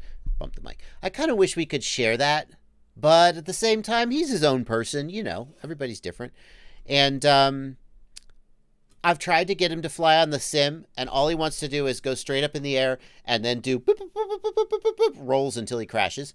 And I tried to get him on a tiny whoop, and he did okay with the tiny whoop, but he just never grasped onto it. He started flying the Emax Easy Pilot, and here's what the Easy Pilot is. The Easy Pilot has a built-in barometer, and it does altitude control so that you don't have to manage the throttle. You're flying the quad, it's in angle mode, but you don't have to manage the throttle. Basically, raise the throttle to climb, lower the throttle to descend, and it does kind of a half-assed, half-decent job of altitude control. And he saw this box, my 8-year-old son, on my desk, and he said, can I fly that? And I was like, sure. And he's been flying like 5-10 packs a day on this thing, flying it around the house. And I thought, this is, I don't know. But I gotta say, this is the thing that's got him flying, and he wasn't flying before. And he's crashed the dickens out of it, and it hasn't broken. So, maybe there's something to it. Jello Beard and Cutback 420 are both saying that it's horrible. You're right that it. So let's provide the counter argument. The controller is crap. The controller is kind of crap. It is. It doesn't bind to anything else. I'm surprised to hear that. It doesn't. It's not just a D8 mode controller. I would think it would bind in D8 mode, but the gimbals are really bad. They're not great. The goggles died within 2 months. Actually, I think it's just bad luck. I would hold up the goggles as being semi-decent. I've had this exact same set of goggles with the EMAX, with various EMAX ready to flies over the years. I've had really good. I mean, it's not that comfortable on your face, and it's a decent, crappy set of goggles, like to use for spectator goggles or your first set. I haven't had any of them die. Comes with an 18650 battery case and an 18650 cell. You know, I think there's a place for this. I think if you're willing to practice in the simulator until you can handle altitude control, throttle control, then don't get this. The best this can do is angle mode. It doesn't even have acro mode as far as I know. It comes preset with 3 modes, and 2 of them have altitude control. The third one is just angle mode. So I think if you can learn to do altitude control on your own, you'd be better off with like a Tiny Hawk ready to fly. But for somebody who just can't even start with altitude control, I think it's worth a look. So there you go.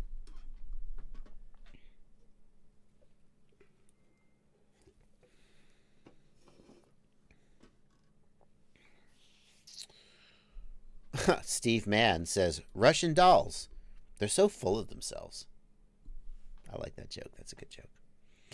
Scott Steely wants to know if I take down some of my old videos because they're obsolete or out of date. Scott, I have taken videos down in the past because I thought there was bad information in the video. And the problem is, if there's a video that has good information, but then there's like one wrong thing in it, it's impossible to annotate that. You can put a little card in the upper right corner. You can put a comment, but people don't always see those. There are a couple videos I have taken down because the information in them was incorrect and I thought they needed to go. In general, it would be really, really bad for my channel to take down old videos. Even videos like I got videos out there about Betaflight 3.3. No one should watch those videos anymore. But what happens is those videos are just a net to catch search results. And if I were to take down all the old videos, the views on the new videos would go way down, and the subscription, all the analytics would go down. So I don't do that, and I think in general on YouTube, it is a bad idea to do that. But I have taken some videos down for various reasons. Copter Flights, I'm looking forward to getting the new Bite Frost prototype, but until I get it, I wouldn't be able to say if there's any improvements in it. Amax, you think, says, get your son a Tiny Hawk 2. It's so much better than Easy Pilot. Amax, come on, man. Do you think I have all the quads in the world? I got him set up with a newbie drone, Acroby, and it just didn't grab him. It crashes too much, and he can't get. The problem is that if you crash so often that you get bored and you quit or you get frustrated, you never get past the curve. And every person has a different amount of persistence and stamina, right? So when he flew the Tiny Hawk, or it was an Acroby. When he flew the Acroby, he would take off, he would crash, he would get bored, and he would quit. But on the Emax Easy Pilot, the fact is that no matter how crappy the Easy Pilot might be, he's flying it, and that's a fact. And the other thing is that altitude hold, you could say altitude hold teaches bad habits. Well, the thing is, how does altitude hold work? You raise the throttle to climb, you lower the throttle to descend. That's actually kind of how a quad works. So you could transition off of that. Chris Whitehead, when's the next part of the iNav build coming out? Chris Whitehead. Here's my editorial calendar. The next part of the iNav build is, let's see, Tuesday. Oh, is that right? What's today? Is the 3rd? Yeah. So Monday, I normally don't release a video on Monday, but I'm releasing a 3 packs a day because I don't want to push off the iNav tutorial any longer than possible. The iNav tutorial will probably be finished by the end of next week, is my plan. It's all shot. It's all either finished editing but not uploaded, or it is still editing. So on that iNav tutorial, I know you guys are anxious to get it. I can't just release it all at once though, and then here's the problem I make for myself. I have to make not quite 1 video a day because I release like four, maybe 5 videos a week, but I have to make almost 1 video a day. So if on a given day I make 2 videos, then the next day I can do anything else. And so with this Tyro 119, almost all the videos are shot. There's like 6 videos left to release. If I just go, I'm putting them all out. Well, now I just have to, that was 6 days when I could have done something else that I've just screwed myself out of. And I just can't do it. I can't do it. I have to, because then I just make more work for myself. And I already... Mix Chifus, yeah. I have a video for you, man. Top 10 FPV freestyle tricks. Learn these first. I can't... At Mix Chifus. Here you go, dude. There's your link. How are you finding iNav to fly compared to Betaflight? Asks Bleakus. In acro mode, I think I can feel that it's not... on the defaults, it doesn't fly as well, but I thought it flew okay. I thought it flew okay. I tried position hold and it didn't position hold. The altitude hold needs tuning. I wished that it had flown altitude hold well out of the box, but it didn't. So right now right now it's worse than Betaflight because Betaflight, the acro mode is better, and I think the setup is a little easier, but maybe that's just because I'm used to it. And what iNav brings to the table is altitude hold and position hold and return to home, but because my barometer isn't working right, I can't do any of that. So... Amax says, your son may like DJI drones. Yeah, well, Amax, I'm sure he could fly my Mavic Mini, but I'm not letting him fly my $500 Mavic. You know, he's like, why don't you let me fly your DJI? And I'm like, well... Okay, Amax, we get it. We get it, dude. Don't spam. Edward Galuzzo, thanks for £2. Is it possible to use more than one flight mode? Edward, some of the flight modes overlap. Like air mode is a flight mode, but it just is an option that you turn on and off. It's not really a flight mode per se. So in general, you're only using one flight mode at a time, one or the other. But there are some things that turn on and off like modes that are not really flight modes. Am I going to do any further Beast class videos? Asks Juldor. Maybe. Maybe. The Beast is really fun and impressive, but also terrifying. It's like if you had a $10 million supercar, how often would you drive it? And you I drive it every day. I drive it to the grocery store. What's the point of having a car if you're not going to... It's a $10 million car. So, like, the Beast is kind of like that. Every time I take it out, it's like, I don't know. It's got to be worth it. And the thing is, if you just want to do freestyle or something, a 5-inch is better. So, there's got to be a place for the Beast.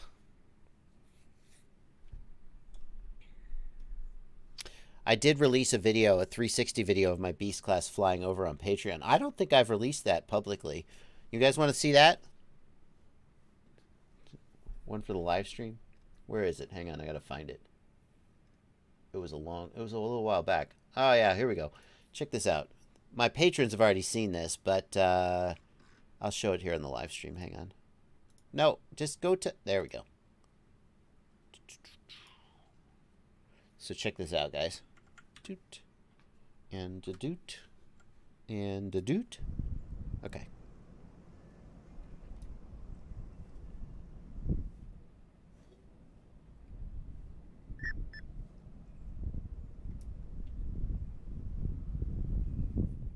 Got some of that 360 cam magic.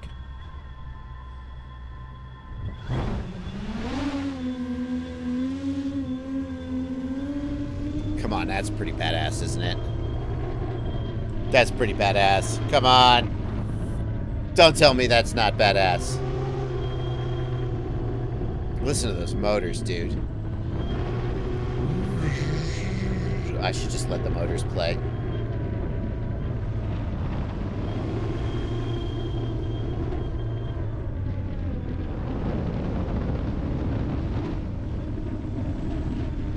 I love the fact that the 360 cam can keep the horizon level so that you can see the quad like tilting and stuff. It's so cool. So cool to see the quad. Ah, don't crash, Joshua. Don't crash. $1,500. This is a $500 camera on the back of a $1,300 drone. I'm pretty sure there's a GoPro up front too. At the moment, this is probably around $2,000. So, yeah.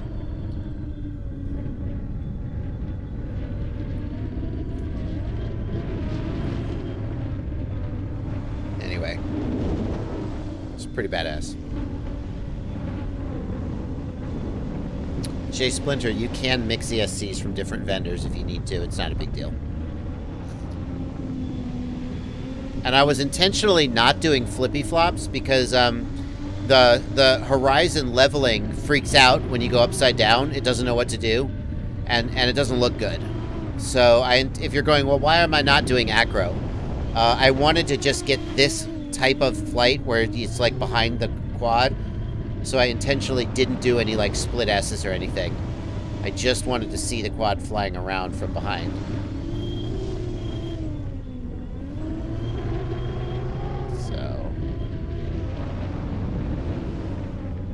Pretty cool, huh?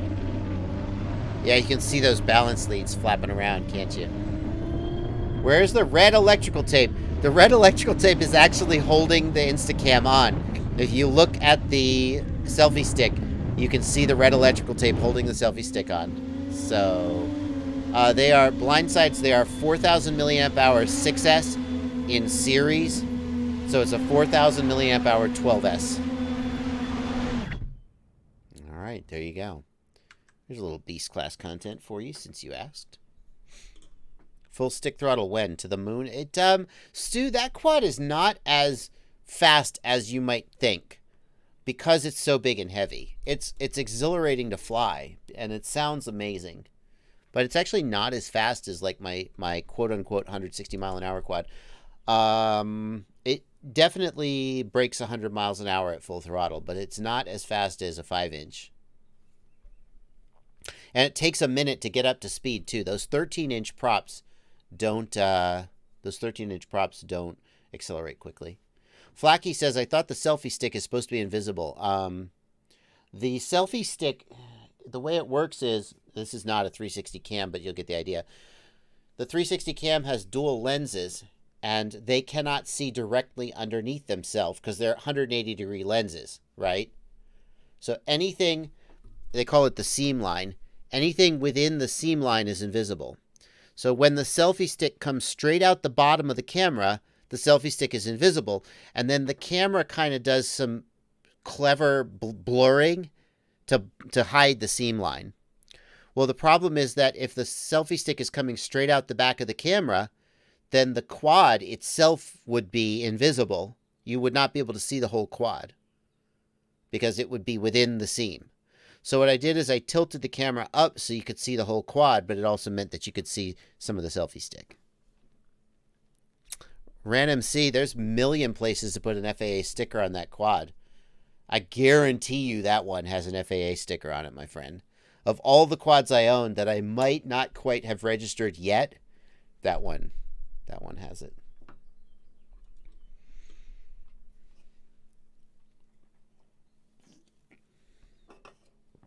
Oh yeah, H2O Lobo. Duh. There's a piece of news I meant to get, but I forgot because I didn't put it in the flippin' show notes. Betaflight 4.2 is release candidate 1. Betaflight 4.2 is actually on schedule, more or less. Coming soon. Very exciting. Very exciting. I got to tell you, actually, most of the stuff in Betaflight 4.2 is really cool under the hood stuff. There aren't really, I got to remind myself, there aren't really many like amazing like RPM filtering, like, oh wow, this is great. Not many of them, but a lot of small stuff underneath the hood, like this one, completely reworked the gyro loop. This is a big deal for flight performance. You will not actually notice this because it's not really user facing, but it's a big deal. So No FPV says, hey Josh, I'm a big fan. Wanted to know if you could give me a drone. Yeah, absolutely. I give away drones every month, actually, on my Patreon page. Thank you for the opportunity to mention it. On my Patreon page, every month at the beginning of the month, I do a giveaway where basically I just go around my closet and I take all the stuff I reviewed that month that I'm not going to keep and I give it away. There's almost always, I think every month so far, there has been at least one and sometimes up to 3 quadcopters that I give away. And here's the kicker. It is open. Patrons, don't listen. You're not going to like this. It is open to non-patrons. Anyone can join this giveaway. You do not have to be a patron in order to enter because there's laws in the United States. In the U.S., at least, it's illegal to charge money to join a giveaway. All those guys who are doing like, I don't want to sound like, like, you guys are breaking the rules, you guys. But Patreon reached out to me and said, hey, you're not allowed to do this. So that's how I found out. Everybody who's doing patron-only giveaways, you're not actually allowed to do that under U.S. law. You have to. If you're going to charge money to give away prizes, that's a lottery.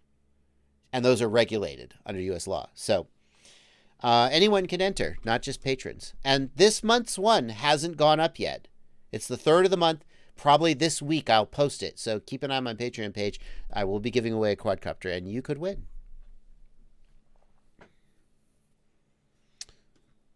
Yeah. Anyway, there you go. Simone Vestvik is getting RX loss and failsafe at 70% throttle. Well, here's the thing, Simone. If it always happens at 70% throttle, then why could that be? Is it vibrating and like you're losing power? That's the first thing I would check. Calabrese, we talked about the Fat Shark Bite Frost module earlier in the stream. So no worries there, man. We got that.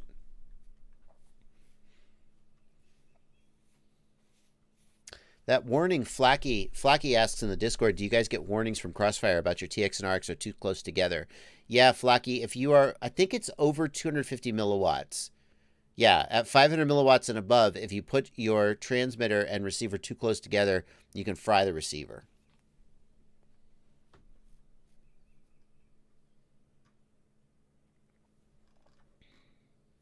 Bob VW, thanks for $5 in the super chat. Using a 2204 1870 kV with a 6x4.5 prop. Oof. Bob is using a fixed wing. That may change things. When I heard that Bob was using a 2204 motor with a 6x4.5 prop, I thought, oh, that's a small motor for a 6-inch prop. But on a fixed wing, where you're just going to be, because on a multi-rotor, the props go slow, fast, slow, fast. It's crazy. You need a ton of torque. On a fixed wing, it just kind of sits there. Pardon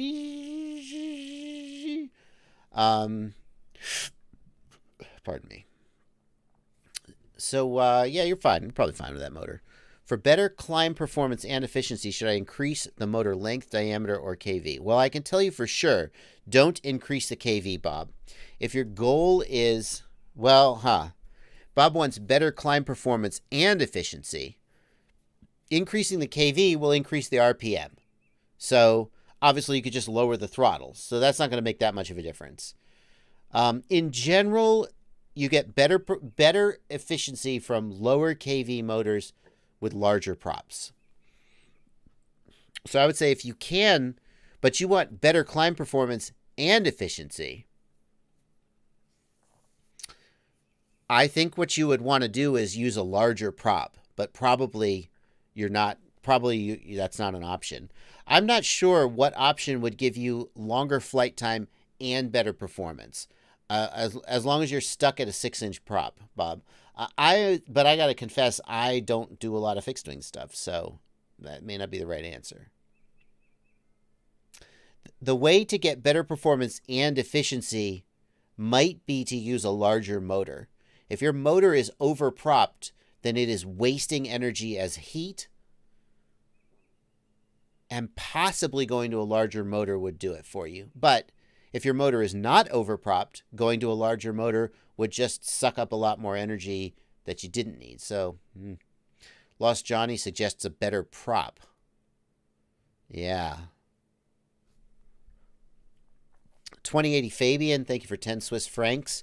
I'm updating from a Walkera Furious 215 to an iFlight DJI DC-5. Yeah, wow, that's a big upgrade.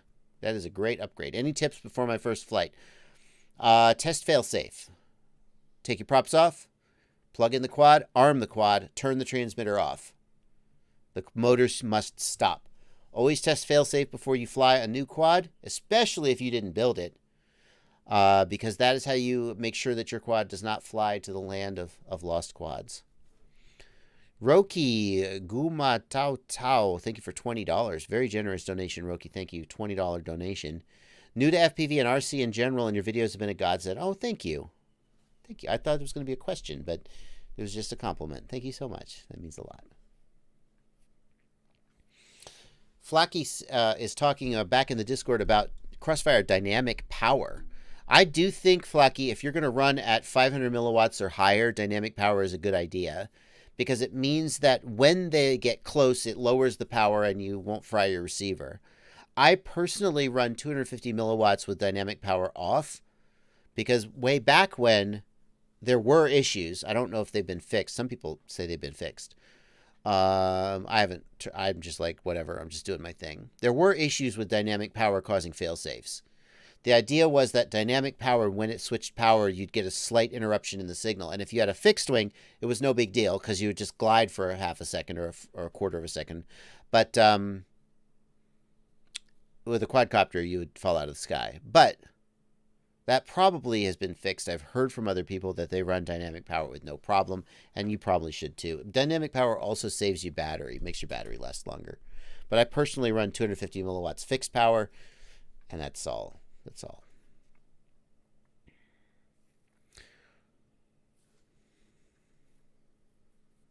David Gregorian wants to know if the Sedora E comes with BLHeli 32 ESCs. I don't know the answer to that. Let's find out.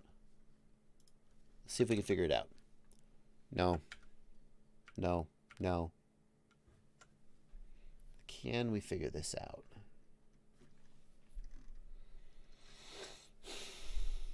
Features. Let's see if we can figure it out. 45 amp. So first of all, what I notice is it doesn't say 32-bit ESC. It just says, if it was BLHeli 32, they would say, probably, because they would want to impress you. It just says SuxX E 45 amp 4-in-1 ESC. That makes me think it's BLHeli S. Let's see if we can look up this ESC. Yeah. So then we look up the ESC and we find the replacement part for the ESC, and that confirms it's BLHeli S. So it's BLHeli S. There you go. That's how you answer that question. Matos, is lipo killing still a thing? Yeah, if you need to dispose of your lipo, you want to run them down. You're using an 8 ohm 100 watt resistor, but it's still got much too hot. Yeah, probably you want to use 8 ohm. I'm surprised about that, man. 8 ohm 100 watt resistor. I mean, for a 4S, I'm pretty sure my resistor is like 2 ohms, 300 watts. The wire wound resistors get they get hot. That's fine. They're made to get hot. 8 ohms on 4S, you shouldn't have had very much power at all. I think you should be fine. You went up to 32 ohms. Wow. Like, how many amps does it run there, dude? I think you were fine on the 8 ohm. I think maybe you were just a little worried about how hot it gets. Now, if the LiPo gets hot and you don't feel good about that, you should definitely, yeah.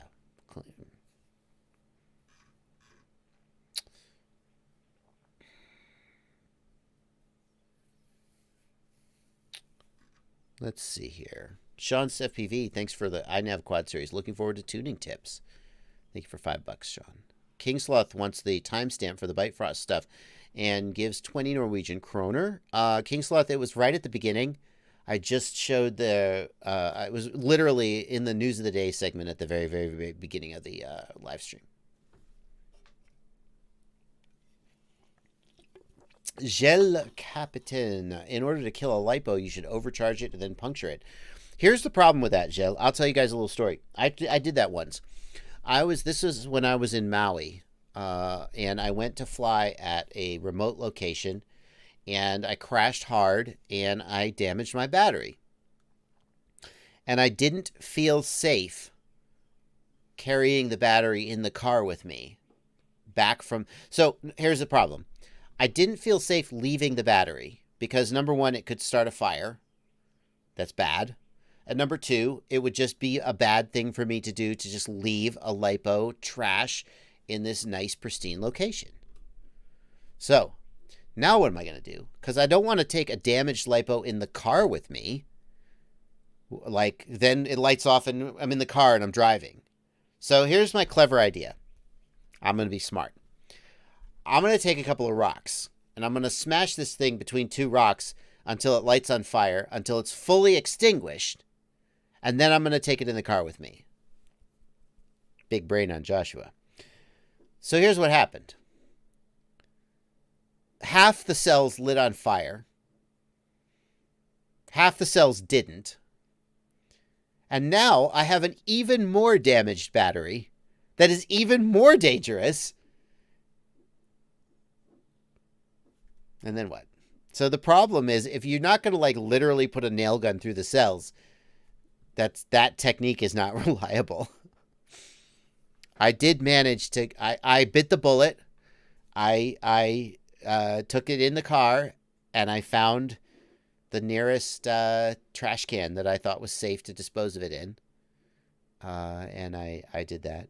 And then I thought, like, what then? Like, what if the trash can lit on fire? But I mean, at some point you have to, I don't know. I felt it was a safe location, so. But I didn't leave it behind. Yeah, but if you are in a remote location and you have a damaged battery and you think to yourself, I'll just finish it off. I probably know, because there's no guarantee that it's going to 100% be finished off.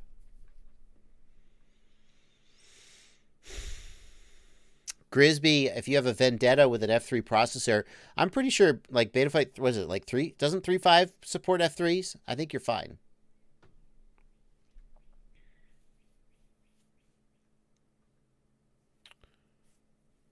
Larry Irwin has an iFlight SuxX 16mm video transmitter, no OSD, and not sure how to unlock and change power. Larry, I mean, you would need more info here, man. Need more info. Larry, message me on Facebook. I'll do my best to help you out with that. You need to find out why you don't have an OSD on your flight controller. Copter Flights wants to know my favorite freestyle trick as of today. I mean, Copter Flights, I've been working on the little juicy flicks and getting a little better at them.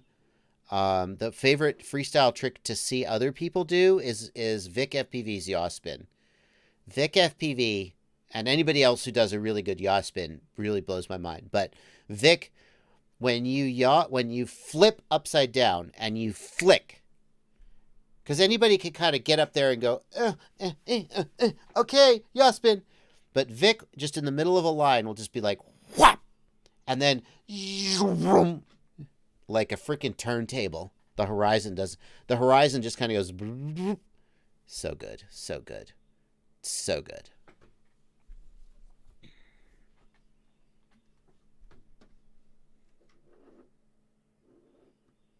Copter612 asks about Drib's latest. I actually haven't watched Drib's latest video yet. Let's do that together. We're coming to the end of the stream.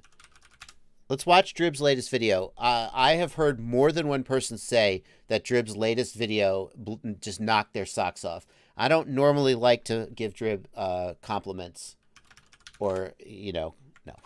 But let's check his latest video out. Apparently, it's a banger. We'll have to rate it according to our rating scale, right? I don't know. No, we probably won't do that. Okay, Underground FPV. Here we go. It's 4 minutes. We got time for that.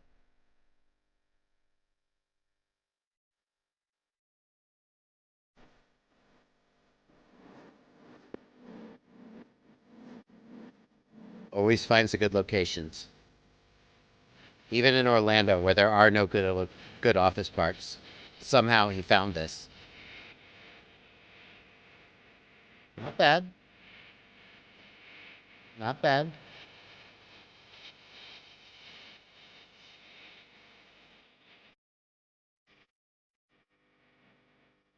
Good flow. Oh!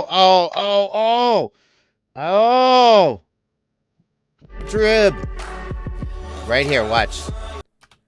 Where is he going? Is that a gap? I'm sorry, I broke the flow, but I have to. Oh no, it wasn't. I thought this was a gap he was going for and he missed. Okay, never mind. Broke the flow for nothing.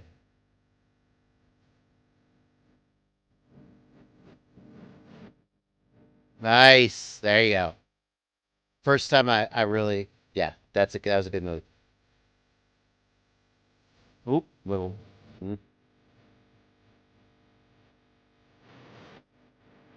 Oh, nice. Almost a yaw spin. He doesn't do those a lot. Woo! Nice.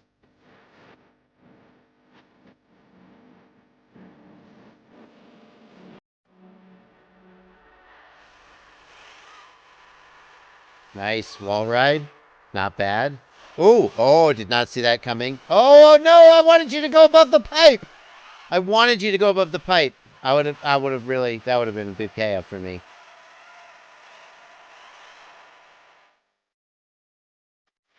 Nice.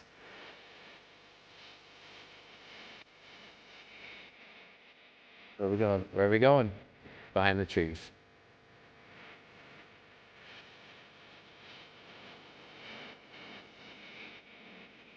It may be copyrighted music cut back. It'll be okay.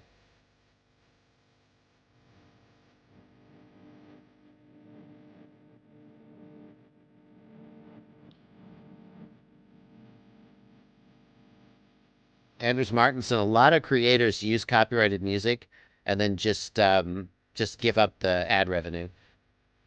And occasionally they get a strike, but if this was going to get struck, it would already have been taken down on Drew's page. Oh, what? Where was that? Okay. It may be copyrighted. They may just take the revenue. Oh, a little backwards wall ride. Oh, now see if that had been Cricket, he would have kept going backwards into the parking garage, wouldn't it? That's what I thought he was setting up, right? Watch right here and backwards. Now keep going backwards into that parking garage. That would have been badass.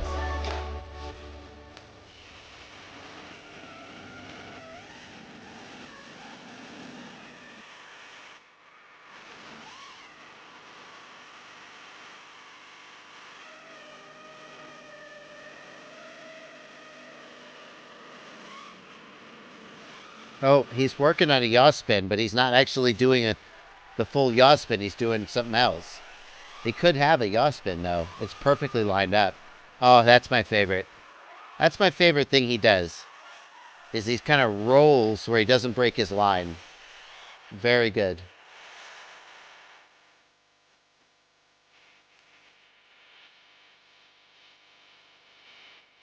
Yeah.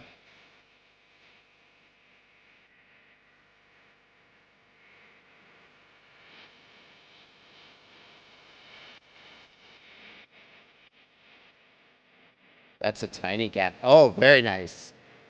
Very nice. Oh, kind of aborted backwards wall ride. You got to accept some of that when you do a one pack. I respect the one pack. There's always going to be a couple of tricks that you don't really 100% pull. But I'd rather see a one pack with a few weak tricks than a bunch of cuts. Nice. Oh, oh, I wanted that to be one line.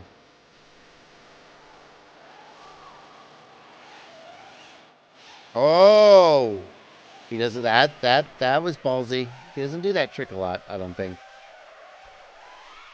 In the parking garage. Oh, where's the hole?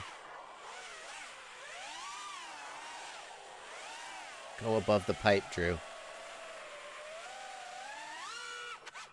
Oh, nice. It's a nice way to go out. Nice, nice, nice. Woo. That wasn't bad. That wasn't bad. He doesn't do a lot of backwards stuff, does he? He got the backwards wall ride he's been working on. But like that flip around, that Vanover, the Vanny roll, he doesn't do that very often. Most of his stuff is going forward. Younger Buckets, good question. We got 3 minutes left in the live stream, by the way. Ciati FPV is going to be going on if I don't go long, which I won't. Younger Buckets, thank you. It's a good question.